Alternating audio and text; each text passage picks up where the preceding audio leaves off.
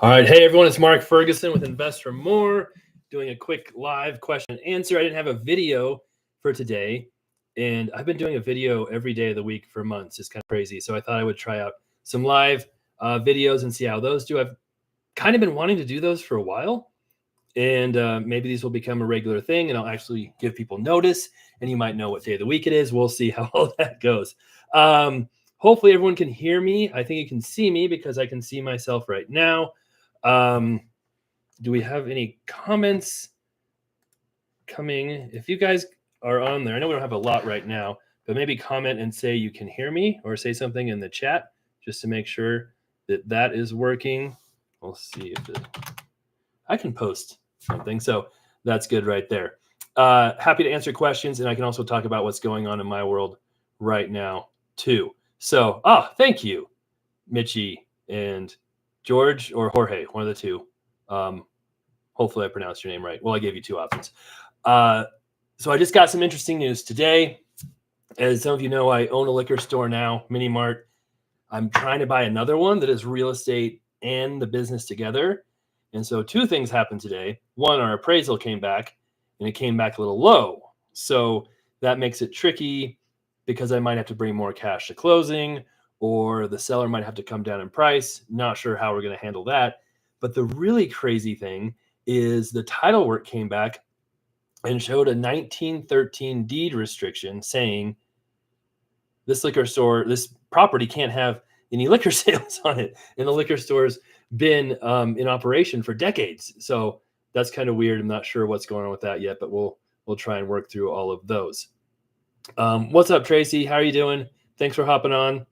And yeah, I know, real short notice. In fact, pretty much no notice for this live. So I appreciate those of you who are on and listening. I'm happy to answer any questions you have, or I can just keep talking about some of the different deals I'm doing right now. And I just came up with my kind of new big goal as well, which should be exciting. And we'll see how all of that works out too. You want to see the liquor store you're looking to buy. See, this is kind of funny. That is some guy. I feel really bad. I don't remember who they were. A couple of guys stopped by my office a couple of years ago, and this might have been before I had the laundromats, and knew how much I loved quarters. And they brought me this like quarter calendar thing or country thing, and then I found all the quarters from the different states and put them in there. So that was a gift. How's that go? There we go. From a couple of gentlemen. And I feel bad because I don't remember who they are. But that was kind of cool to get that. Oh, sorry. So Tracy, you wanted to see the title safe quarters. Yeah, not farters, quarters of the liquor store. So whenever I have something under contract like that, I've got a couple of properties under contract. I usually wait to show them or talk about them too much until I actually buy them, because I just don't know for sure what's happening or what's going on with it. So for that one, I'm waiting to give any details until I actually buy it. And that's supposed to be February 17th. So we'll see how all that goes. All right. What's up, Country Time Barbecue? No rate cut today. Oh, that's not good news. We were hoping for good news on that. Oh, Jason, what's going on? Jason comments on all my stuff. I appreciate it.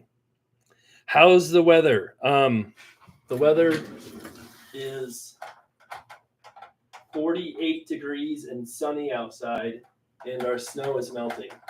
So it's nice right now. It was minus 15 2 weekends ago. So it's nice to have some warm weather. We've had lots of snow. Not a lot. Like this year, we've had almost no snow, except in the last week and a half, we've had maybe 6 inches or so. Okay. How do you feel about real estate in California? Someone just asked me this question through comments on one of my YouTube channels or videos. And they're asking about the fires and if that would hurt the real estate market. And my thoughts are it might actually make the real estate market stronger, because you had, was it like 5,000 homes destroyed or something crazy like that? Well, it's really, really hard to build in California because the building codes, development restrictions, all the anti-landlord, anti-development laws they've put in place. So you just lost 5,000 houses that a lot of people were living in, and now it's going to be really, really hard to build them. So you just lowered your inventory a bunch and still have a lot of people who need houses. You also have all those people who are living there who are probably trying to find, a lot of those people probably had second houses because they're really expensive houses, other places to live, but not all of them. So a lot of people are displaced and now looking for other houses too. So they might be looking for houses to buy or rent in that area, which will shrink inventory even more. So honestly, it could make the real estate market even tighter, at least in those like disaster areas. All of California, I mean, it's so hard. They're so different in each area with their codes and everything. It's just hard to say on each area what might happen. But those are my thoughts on like the disaster areas from those recent fires. All right. Canned Heat 33. Thank you for the comment. I appreciate it. How is my other liquor store? Some drama. So that's why I don't. We had some employee drama, and I don't share employee drama publicly.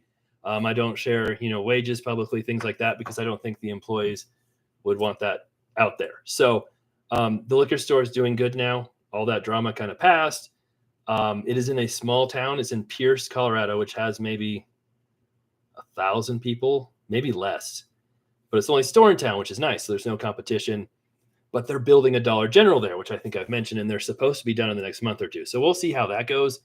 They don't have liquor, obviously, but we also have a small grocery store, kind of mini mart on one side, liquor store on the other. So it could affect our sales some. The general kind of feeling from the town, I think, is that they don't want to shop at General or Dollar General. They want to keep shopping at our store and support a local store and the local people there. So we'll see how it goes. But kind of worst case scenario, I was talking through it with my manager. Like if they really just kill our sales and destroy, the grocery side, we could just expand the liquor store and make the liquor store bigger and carry more stuff. So we have some different options, but it'll be interesting to see how it progresses. But as of right now, before they opened, our sales are up this year slightly over last year, which is good. And every year over year, we've kind of been increasing. So that's nice to see. And it's not just because we raise prices. We don't raise prices that often. So it's been more sales, and that's been nice to see. All right. How many W-2 employees? If you count my different businesses, probably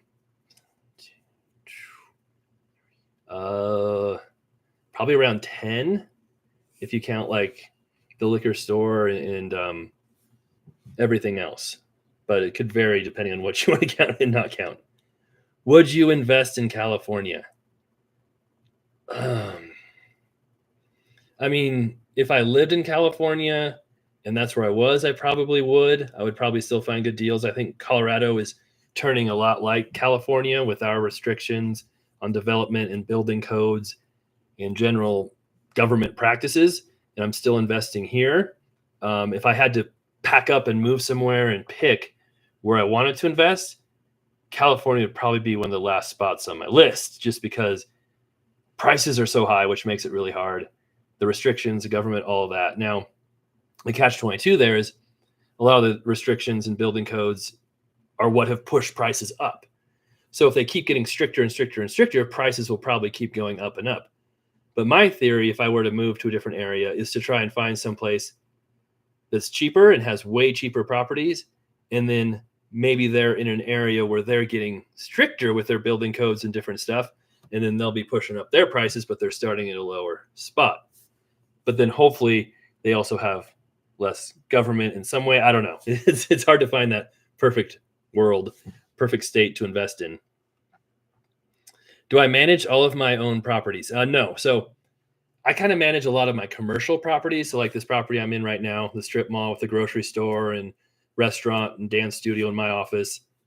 I manage that pretty much. It's pretty easy, but I also have staff in my office who help with, collecting rent and bookkeeping and things like that. So I'm technically not doing all the management, but I will rent them and talk to the tenants and different things. I do that on most of my commercial properties. Pretty much all of my residential properties, my office staff manages those. They show them, they get leases signed, take care of problems, things like that. So the commercial stuff is a little trickier to manage as far as leases and finding tenants, tenant improvements. So I do that side of it. Why Colorado? That's where I was born. That's where I live. I didn't choose it. I just kind of stayed here. So that's why. Uh, yeah, the grocery store, liquor store. I feel kind of bad because I think I've been going there once every 2 months, and honestly, I don't even need to go there. I've just been going, and it's about 25 minutes away from me, so it's not like really close. But I haven't needed to go up there. And once in a while, we'll go up there, check on it, and maybe there's a question about certain things, and we'll go up there. But the manager takes care of all the employees, hiring, inventory, all of that. Now I do hop on Clover, which is our POS system that handles, the register and sales and inventory. I'll hop on there a couple times a week usually, check sales, check prices, make sure they're in line because once in a while a price might get entered wrong or something's goofy there. So I'll check all that, make sure it's okay, but I'm not physically in the store very often at all. Have you ever considered development? A little bit. I bought, how many was it? 35 acres a few years ago. I bought it for 90,000. It was a steal. And I looked into building a small subdivision, talked with the county, had meetings, and they wanted me to buy water taps for every single property. And at that time, water was probably half the price it is now. It would have cost me $400,000 just in water or something ridiculous. And after looking at everything and the time it would take and then money invested, it just wasn't worth it. So I ended up selling that lot and making almost doubled the price on it. But yeah, development's tough, especially in Colorado because of water, because of the government. I've looked at building a commercial property on another lot I have, and it's probably going to take a year to get a lot of, it might take a year just to get all the building permits and everything and development passed and ready to go before you start building. And so it's tough to tie things up and wait that long. So I could have done it, but I have not done an actual development up to this point. Jersey. Jersey's got really high property taxes, kind of high prices. So I probably would stay away from Jersey if I was picking the ideal place. Any W-2 employees in real estate? People in my office, so like staff. I've got a couple of them. And then I've got some agents who are contractors as well who aren't. How much do you know about Billy's Place? That's interesting. Billy's Place, I own a commercial property in East Greeley. It's like 18,000 square feet over 4 buildings. And right next to it was a vacant, derelict building that'd been that way for years and years and years. And there's a gentleman named Billy who would have been homeless, except he lived in there. And the owner let him live there, but there's no water, no heat, nothing. He lived there for years and he passed away, unfortunately. Was that last year, maybe the year before? And then they sold it. But it was a real, like, tiny strip. And then my property was a lot bigger. It could have been part of mine, but I looked back through county records and different stuff when buying mine, and I never saw anything about it being attached. So I don't know for sure if it ever was attached. I do know before Billy lived there, it was an engineer's office. And then I think that the story was the engineer who owned it had disappeared. He went up camping or hiking in Wyoming. Nobody ever saw him again. And so the property actually ended up selling at the tax sale. Someone bought it real cheap through taxes, and then they just let it sit there. And weird property, but I don't know the exact history before any of that. I would be hesitant to sell your best commercial. I agree, Canned Heat, on this one I'm in right now. I'm hesitant to sell it as well. I wish I could find more of them. Whole life in Cleveland. Yeah, I had that one property in Cleveland, as many of you know, and it's tough investing in Cleveland too. But if you're local and you live there, you've got a huge advantage and you might be able to make it work. So there's a huge difference between local and out-of-state investing. Do you see any advantages of going to a portal for rent payments versus taking check, money orders, cash? We do use DoorLoop for our rental stuff, and people can use credit cards, pay online. we can set it so that they can't pay like their first month and deposit with a credit card, because we don't want them, paying first and last and then doing a chargeback and moving in and getting a squatter situation. But it does make it quite a bit easier to collect rent. And if people get in trouble, they can pay with credit card. I know that's not the most ideal situation, but it's like, hey, if they're a tenant and they're in trouble and they can't pay, is it better to pay with credit card and build up debt, or is it better to have to move out or get evicted or worse? So I kind of leave that option up to them. But I think it has been easier to be able to accept those. And then we still have a lot of tenants who pay cash and come into the office too. Have you ever have someone illegally sublet in your residence? Maybe, but I'm not sure about it. So I don't know of any situation where there's an illegal sublet, but there easily could have been. No remote buying for you. Not right now. Maybe I've never ruled out buying out of state, but I've got enough stuff going on locally right now where I don't have to. It's just a lot. I mean, it's a lot to buy out of state and do it the right way. If I had to move to another state, where would you go? Probably in the South somewhere. Not sure exactly where, but Florida, Georgia, Alabama, South Carolina, probably in that area vicinity. How would the deportation of 10 million plus immigrants over the next 4 years impact the low-end rental market? I don't know. It's hard to say, because I don't know if they'll really deport that many people. Who knows how many will actually get deported? Who knows? I mean, in Colorado, we can't ask if people are legal or not on a rental application or when renting to them. So we have no idea on that. I mean, I'm sure it could impact it some, but I think the rental market's been impacted by lots of immigration the last couple of years. So it's hard to say. And I don't want to get into too much political stuff on that side either. Can I borrow $30 till the 3rd? We'll move on. What's the name of that real estate crypto game? Oh, Tetris. That was Upland. Upland is a real estate crypto game.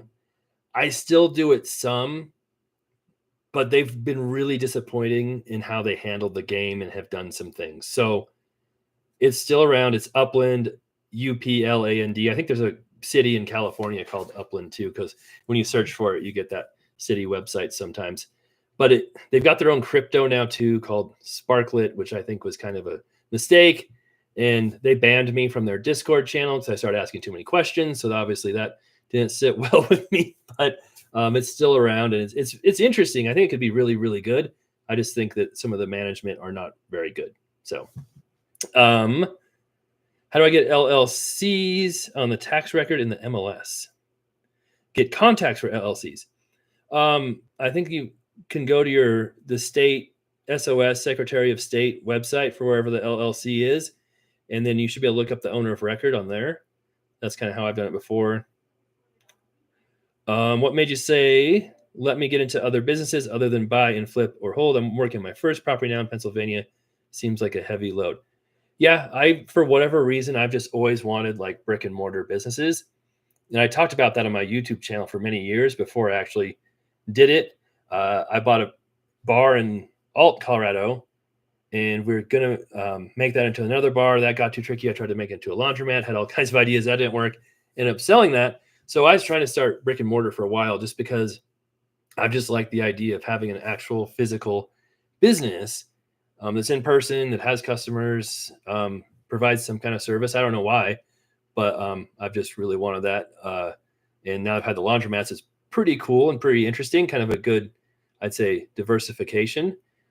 But I still definitely love real estate and focus on real estate, but the businesses are fun too. I'm falling behind. Sorry. We use Square app for a few tenants. Okay, cool. I've heard of Square. I don't know if we've used it before. Owning storage units. I think they're fine. I think there's a lot of hype around storage units too. I think the numbers have to work. I know some people do really, really well with them. I've never really done much with them. I've looked at a couple deals, but when I've looked at them, They're really expensive, I thought.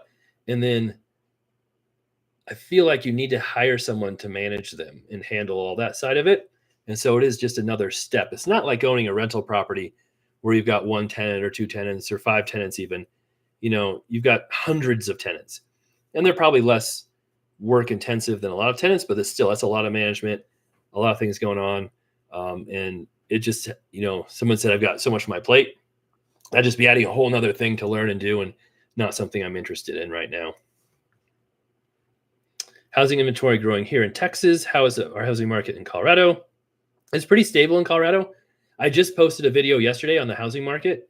I don't know if you saw it or not, but it goes over really the seasonal changes in real estate. This time of year, inventory grows every year. From fall to the start of the year, inventory is growing. And then kind of January, February, you start to see it decreasing every single year. So really make sure you're looking at year over year stats, what happened before, not just like 2 months ago compared to now, as far as inventory and pricing, because year over year is really what tells you what's going on.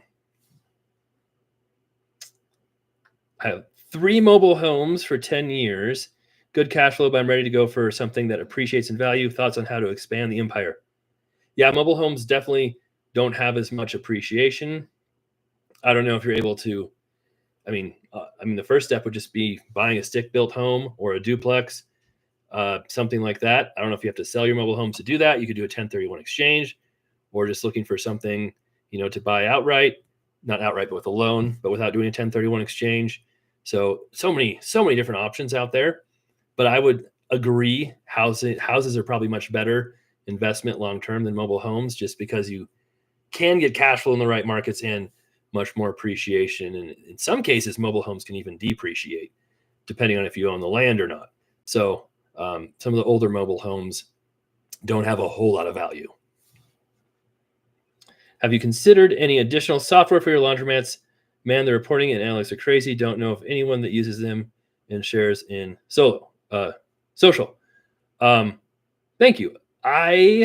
Misty Hills, you're the laundromat on TikTok, right? I knew I recognized that name. So I haven't really thought of anything else. I know some people keep telling me you have to go to credit cards, you have to do this and that.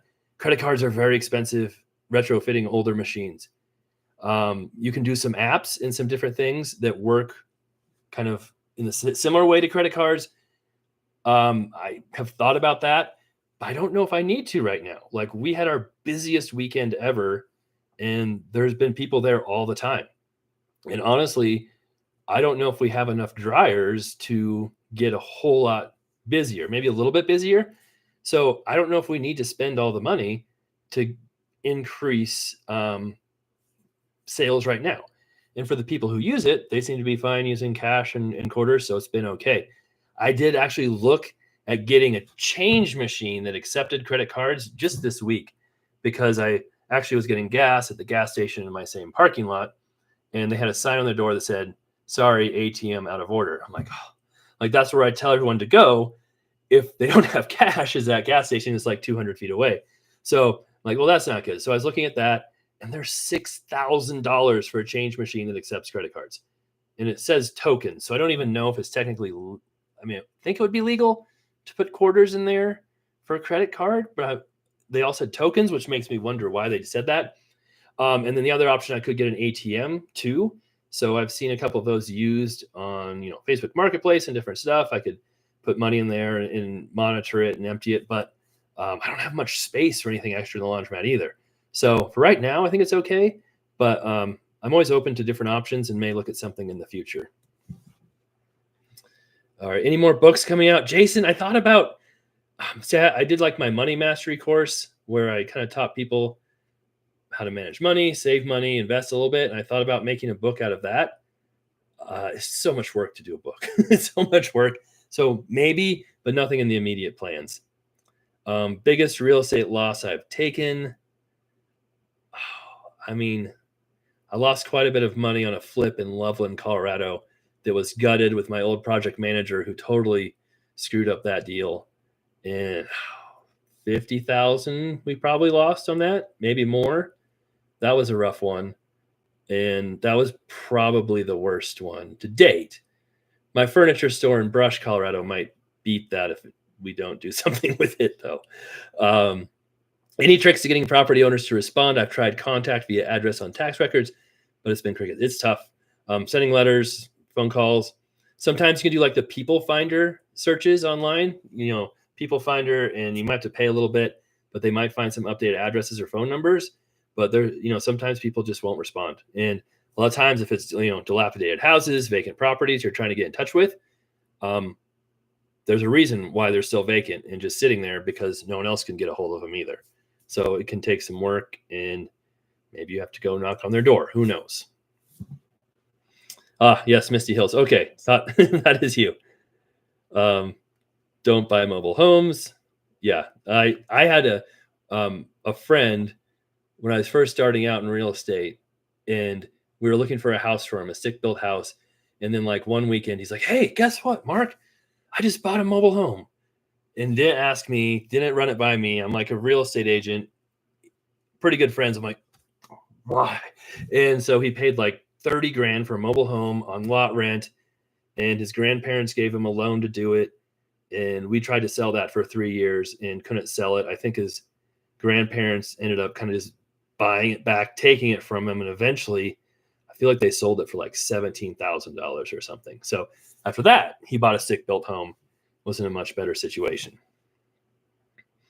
How did you start? Business loan or out of pocket funds? Half and half. It's tricky because I started with my dad. He was a real estate agent. So I started selling houses on his team. I hated selling houses the conventional way. And he would flip houses once in a while. So I would do quite a bit of manual labor, helping with flips, and get a tiny percentage, but mostly got paid by the hour. And eventually I bought my first rental many years after that. And that was from refinancing my personal house I lived in and taking cash out to buy my first rental. So it was a conventional loan, but I got the cash from a refinance from my personal house. And that's why I always tell people buying a house to live in is one of the best investments you can ever make. That's what I did. So many people get started that way, and it's just so much better than renting in almost every instance. Misty Hill signed up for Sense for our wash and full. Just started last week. They have options for putting chips in the machines to give cycle volume times, etc. Pretty cool. Awesome. I'll have to check that out and see how that works for you guys. And I may have to look at that too. But appreciate you.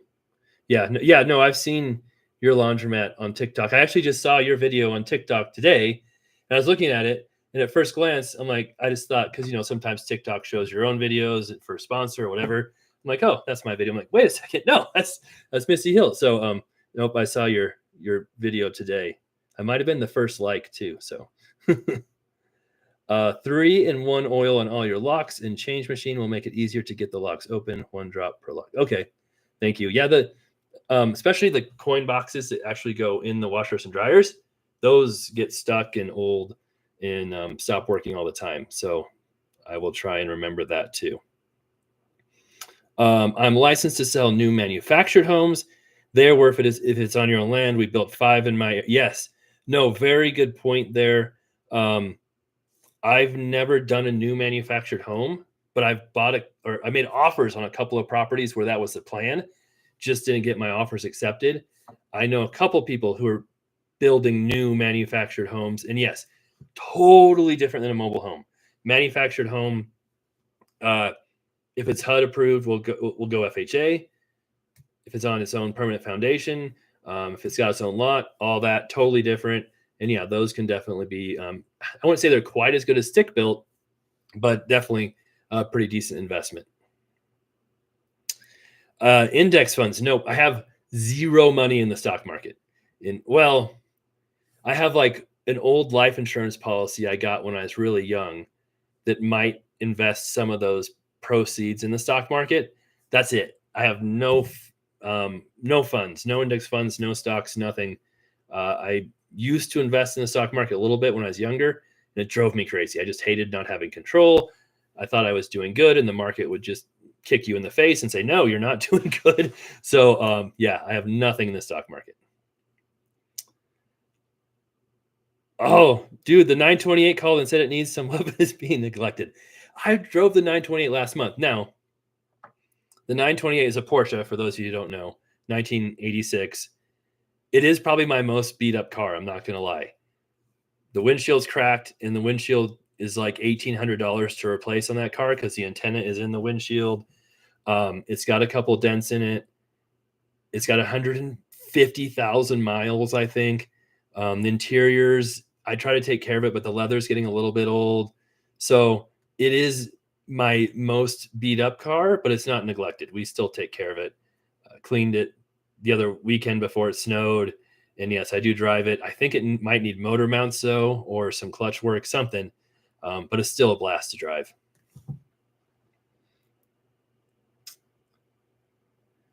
What's your best one? Sorry, my best one for what? My best investment? I don't know if I missed the previous comment. I did catch up to comments though. So I'm pretty proud of myself for that. Sell the Supra. Which Supra? I like my Supras. I have two Supras, the 91 Turbo Targa. The first car I ever bought on my own was an 87 Supra, non-turbo, 5-speed. And then I actually ended up buying in high school a 90 Supra Turbo and another 90 Supra. So I started out with Supras and have always loved them before Fast and Furious and before all that came out. And then, yeah, my dream was always a twin turbo Supra. So my 94 is definitely my dream car. And yep, I don't plan on selling either one. Sorry. Can you explain the 1031 exchange? Yes. So I'm going to hop off here in a few minutes, but I can answer a couple more questions. So 1031 exchange is when you own a piece of real estate, and you might be able to do it with a few other investments, but for the most part, it's used in real estate. You sell that and you buy another piece of real estate. Now it's supposed to be like kind, which means similar, but pretty much all real estate is considered like kind. So if you buy a house and exchange it to a commercial property, that's okay. If you buy a house and try to exchange it to a car, then that's not okay. If you're exchanging to a business, that can be a little tricky. Always talk to an accountant for specifics and all that. So you sell one property, you use all the proceeds you get from that property. So if you get $100,000 cash from the sale, all $100,000 goes into the new property. You can't take any of it out of pocket or you start paying taxes on the whole thing. And then you have to buy another property that's at least as expensive as the one you sell. So if you sell one for $200,000, the new one's got to be at least $200,001 or whatever to avoid paying taxes as well. And you have 45 days to identify the new property, 180 days to actually close on it. And then you should have to use a 1031 intermediary who holds the funds for you once you sell the first one and buy the second one. You don't want any of those funds in your accounts or touching any of it. And the reason people do a 1031 exchange is because you don't pay capital gains taxes on it. So if you made $200,000 on the sale of a property, and this is just for investment properties, this is not for your personal house, you can't use it on your personal house. But if you sell an investment property, make $200,000 on it, maybe you had $50,000 of depreciation you took on your taxes as well. All of that moves into the new property. You don't pay capital gains taxes on it. Now, the new property, the cost basis, which is what you buy it for and how you determine your profit, if you have $50,000 of depreciation from the old one, that gets moved over to the new one. So that depreciation doesn't disappear. You still pay taxes on it eventually if you ever sell the next one. Pretty much you can keep doing 1031 exchanges. You can avoid taxes altogether if you were to pass away or possibly sell them and move the money into an opportunity zone. Is it an opportunity zone or the other zone? I forget. There's a couple of ways, but it's pretty complicated. So 1031 exchanges help you avoid capital gains taxes is basically what they do. But you got to be real careful how you do them and make sure you do them the right way. Oh, update on the Defender. It's still in the shop. It's getting frustrating. I took it to a 4x4 shop, thought, hey, they would be a good place to do it. And they fixed the suspension, fixed the steering, and they haven't been able to get the brakes working, which seems like it would be the easiest thing. And they've been saying they're waiting on parts for a while now. So it's been in the shop at least 2 months. And then after they're done with it, it's still not going to be all the way. Like they're doing a lot of the suspension work, brakes work, steering, but then it's still going to need new seatbelts, some other interior work, some other stuff. So it's becoming pretty frustrating, but hopefully I'll at least get it back and it can drive pretty soon without me being scared of just crashing into everybody. Have I ever considered being a voice actor? No, I have not. I do read to my daughter. One of my fun games is to read books as fast as I can. Obviously that's not just certain books that are kind of meant to be that way. Not all of their books. She wouldn't get much out of that. Yes, that's correct, Tetris. You can sell one property and buy like 3 new ones. There's some special rules on that though too. If you sell one and want to do like more than 3, I forget what it is. There's some certain things you have to do. You could also sell 3 and move it into 1.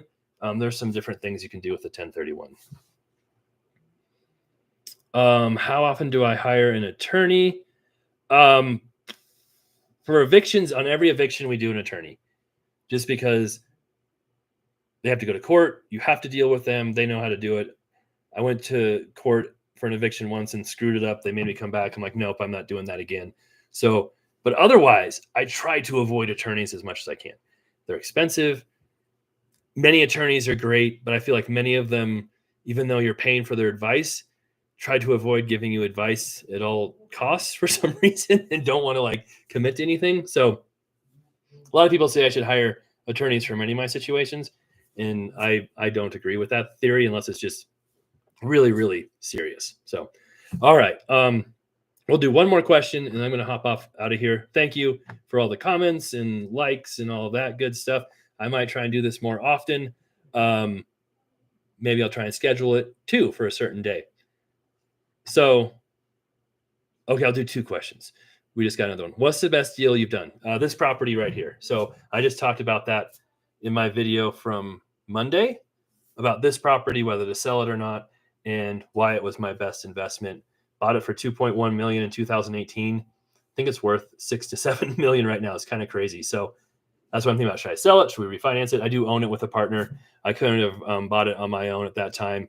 There was no way. So that's definitely my best property. And I'm not even sure what second best would be, but this one for sure. And it's the one with the grocery store, restaurant, dance studio, my office. And it also has another parcel with a coffee shop on it as well. Okay, last question. Do 6 mil luxury vinyl planks stand up to tenants, or do you have to go with the thicker ones? I don't know. Nikki handles all that stuff. I don't even know what size vinyl planks we use. So I leave that up to Nikki and my contractors. I know we don't use the cheapest stuff. I know that.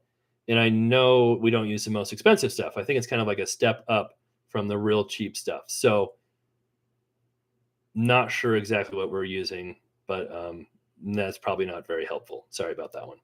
All right.